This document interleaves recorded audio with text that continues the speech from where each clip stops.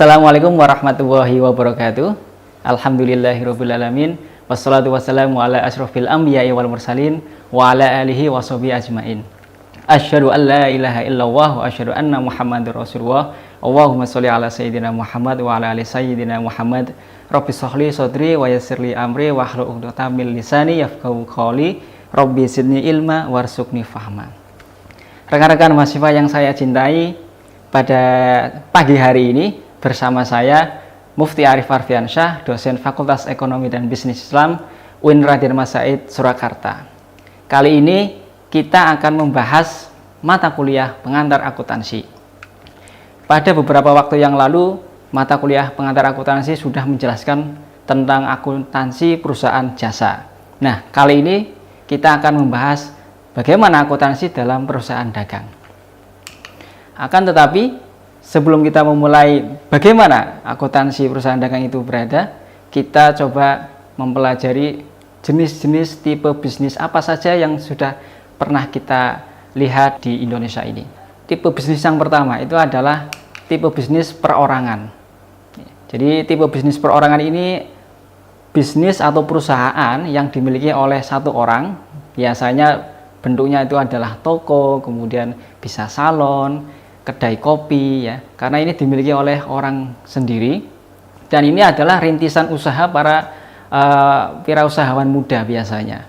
Dan ini kelebihannya itu adalah mudah mengorganisasikan, kemudian biaya-biaya dalam mengorganisasikan itu adalah rendah, kemudian seluruh keuntungan dapat dinikmati sendiri, karena ini sifatnya adalah perorangan.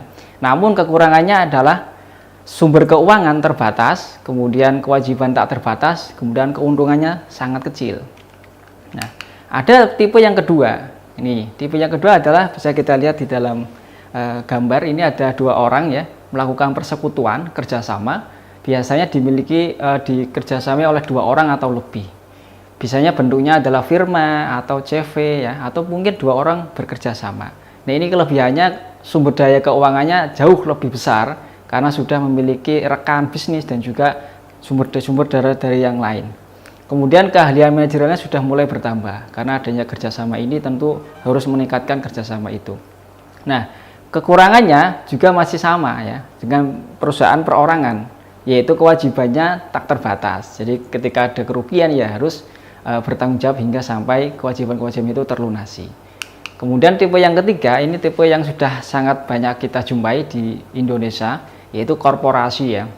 Ini sudah berbadan hukum, kemudian terikat dengan undang-undang, bahkan sudah berlevel nasional, bahkan multinasional. Kelebihannya, sumber dayanya itu bisa berasal dari berbagai negara dengan menerbitkan saham. Kekurangannya, tentu pembayaran pajaknya itu jauh lebih besar, karena ada pajak PPh, kemudian ada pajak dividen perusahaan dan sebagainya. Nah, ini adalah beberapa tipe-tipe bisnis yang ada di Indonesia. Lantas bagaimana dengan jenis-jenis perusahaan yang ada di Indonesia? Kita coba membahas ada 3. Kita bisa melihat pada tayangan gambar di sini bahwa ada bisnis manufaktur, kemudian ada bisnis perdagangan, kemudian ada bisnis jasa. Kalau pada pengantar akuntansi pertama sudah berbicara mengenai bisnis jasa, yaitu memberikan pelayanan kepada konsumen, seperti misalkan PT Garuda Indonesia, ada kantor akuntan publik, ada konsultan hukum, dan sebagainya. Sifat utamanya adalah memberikan pelayanan. Kemudian kita bisa melihat gambar yang kedua, yaitu bisnis perdagangan. Ini contohnya toko kelontong, ya, VB Mart misalkan, kemudian ada toko-toko Matahari, departemen store, dan sebagainya. Itu adalah usahanya itu berdagang, barang dagang. Nah, ini yang akan kita bahas pada siklus akuntansi perusahaan dagang.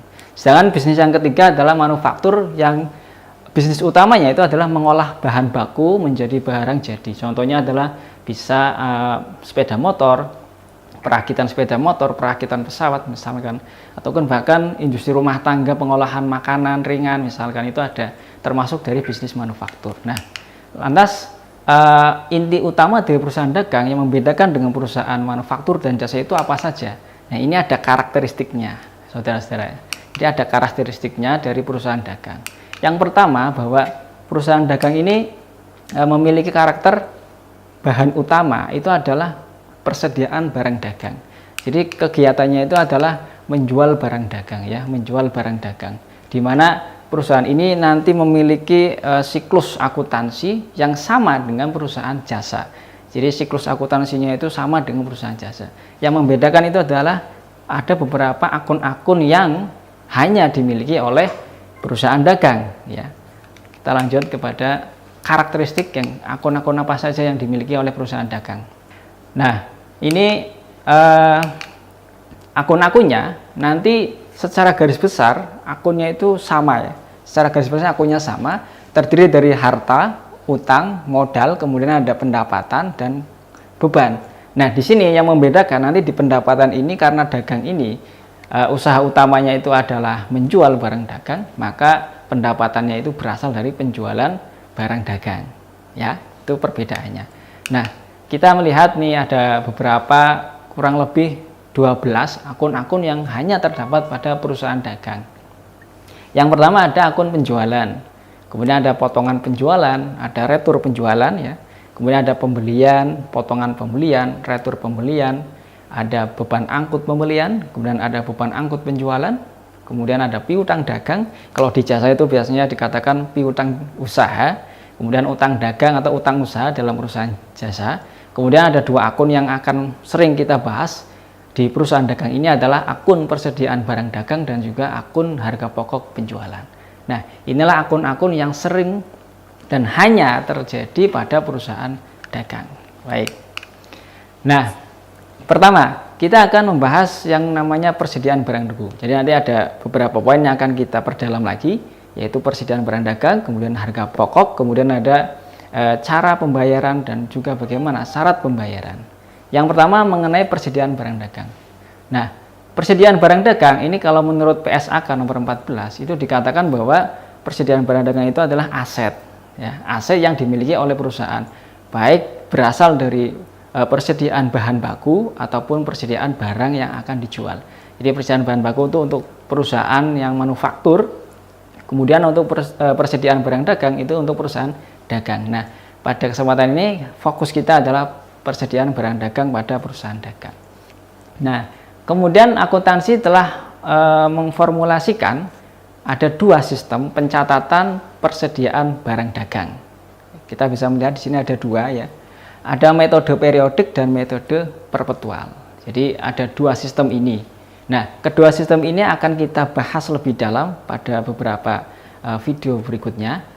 Dan secara garis besar bahwa metode periodik ini dan metode perpetual ini hanya berbeda dalam cara mencatat akun persediaan barang dagang. Nah, kita lihat di contoh transaksinya ya.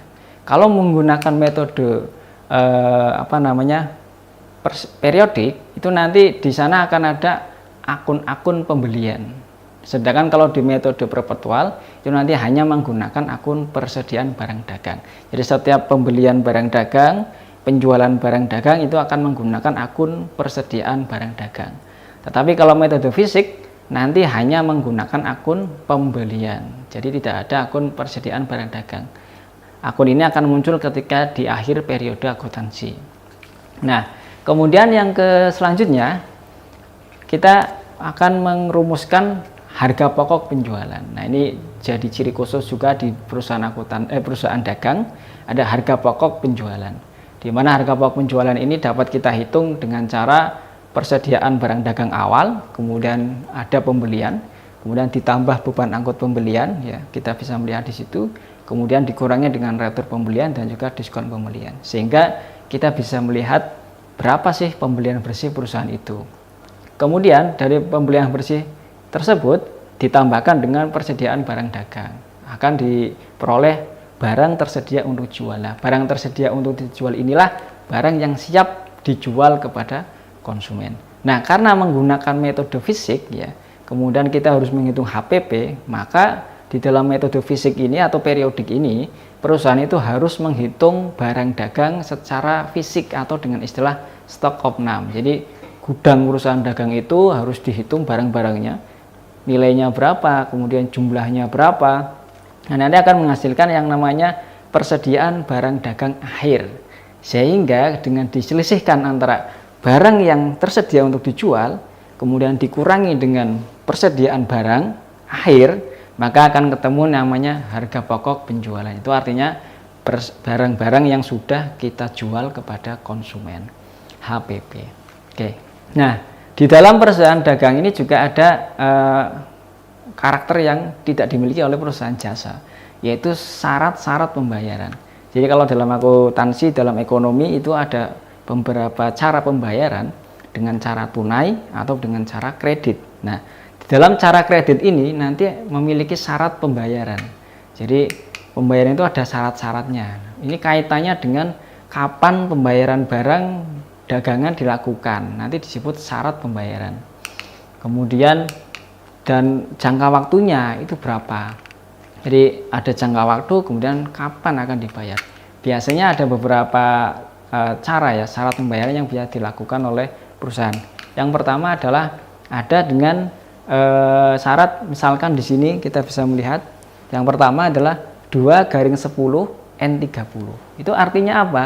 Artinya adalah akan diberikan potongan sebesar 2% jika pembayaran dilakukan paling lambat 10 hari sesudah tanggal faktur. Kemudian dan tidak boleh melewati 30 hari sejak tanggal faktur. Itu 2/10 N30. Kemudian kalau N30 saja itu artinya tidak boleh dilunasi melebihi waktu 30 hari sesudah tanggal faktur. Kemudian ada juga yang menggunakan syarat N10 EOM atau end of month. Artinya faktur harus dibayar dalam waktu 10 hari sesudah akhir bulan. Sebagai contoh, pada tanggal 11 Januari, perusahaan RMS menjual barang dagangan kepada seorang pembeli dengan harga 1 juta. Dengan cara kredit dengan syarat 2/10 N30. Nah, kita bisa mengetahui bahwa faktur ini bernilai 1 juta, syaratnya 2/10 N30. Maka, jika perusahaan atau jika pembeli tadi, tagihannya dibayar dalam waktu maksimal itu 10 hari. Jadi misalkan tadi tanggal 11, maka maksimal tanggal 21 Januari, maka dia akan mendapatkan potongan 2%. Yang artinya dia hanya akan membayar Rp980.000. Kemudian jika pelunasannya itu kurang dari 10 hari atau melebihi dari 10 hari dan kurang dari 30 hari, maka tagihan tersebut tetap dibayar senilai 1 juta rupiah, ya. Nah, terus bagaimana dengan transaksi potongan penjualan? Kalau tadi ada potongan pembelian, ya, ini ada potongan penjualan. Contohnya, tanggal 21 Januari perusahaan menerima pelunasan, ya, pelunasan piutang dari PT KOM sebesar 500.000 dikurangi dengan potongan 2%. Bagaimana cara pencatatannya, jurnalnya? Nah, yang pertama sebagai penjual, ya, ini kita transaksi sebagai penjual, maka karena dia menerima pelunasan, kasnya bertambah sebesar 490.000 di debit. Kemudian ada potongan penjualan sebesar 2%, yaitu Rp10.000, sehingga nanti piutang dagang terhadap PT KOM itu akan berkurang 500.000. Ini adalah salah satu contoh transaksi ketika perusahaan itu memberikan potongan kepada pembeli yang membayar itu sesuai dengan persyaratan yang mendapatkan potongan 2%. Selanjutnya, bagaimana dengan biaya transportasi? Kalau tadi kita berbicara mengenai syarat-syarat pembayaran, sekarang bagaimana dengan biaya transportasi? Atau istilah sekarang itu adalah ongkos kirimnya. Ongkos kirimnya itu yang nanggung siapa? Nah, ongkos ini akan berkaitan dengan perpindahan barang dagang, ya, dari penjual ke pembeli itu akan seperti apa? Akan diserah terimakan itu di mana? Nah, salah satunya itu adalah dengan metode FOB shipping point. Nah, kita bisa melihat di sini. Di situ ada gudang penjual, ya, kemudian ada gudang pembeli. Nah, ketika menggunakan FOB shipping point, maka itu artinya bahwa pembeli membayar biaya angkut dan mendebit persediaan barang atau pembelian. Karena apa? Karena dengan metode FOB shipping point itu artinya barang itu diserah terimakan di gudang penjual. Jadi transaksinya terjadi di gudang penjual, sehingga ketika serah terima barang di gudang penjual, maka barang diterima oleh pembeli, kemudian pembeli membayar uang kepada penjual, sehingga ketika pembeli itu membawa kepada gudangnya sendiri, gudang pembeli, maka setiap kejadian, biaya yang terjadi, asuransi kecelakaan misalkan ada kerusakan, itu sudah menjadi tanggung jawab si pembeli. Karena begitu barang itu diterima, maka hak ataupun perlakuannya itu adalah perusahaan atau pembeli tadi mendebit akun persediaan atau mendebit akun pembelian. Nah, kemudian ada metode yang kedua, yaitu FOB destination. Nah, ini artinya serah terima barang itu terjadi di gudang pembeli, ya. Jadi barang dari gudang penjual dibawa kepada gudang pembeli, itu yang nanggung itu adalah perusahaan yang menjual atau penjualnya. Sehingga ketika ada kejadian di dalam perjalanan itu, ada kerusakan ataupun kehilangan, itu masih menjadi tanggungan si penjual. Sedangkan si pembeli akan menerima barang di gudangnya, kemudian baru membayar ketika barang itu diterima. Nah, ini adalah dua contoh bagaimana perlakuan ataupun serah terima barang akan mempengaruhi beban-beban yang timbul di saat dia menerima barang tersebut.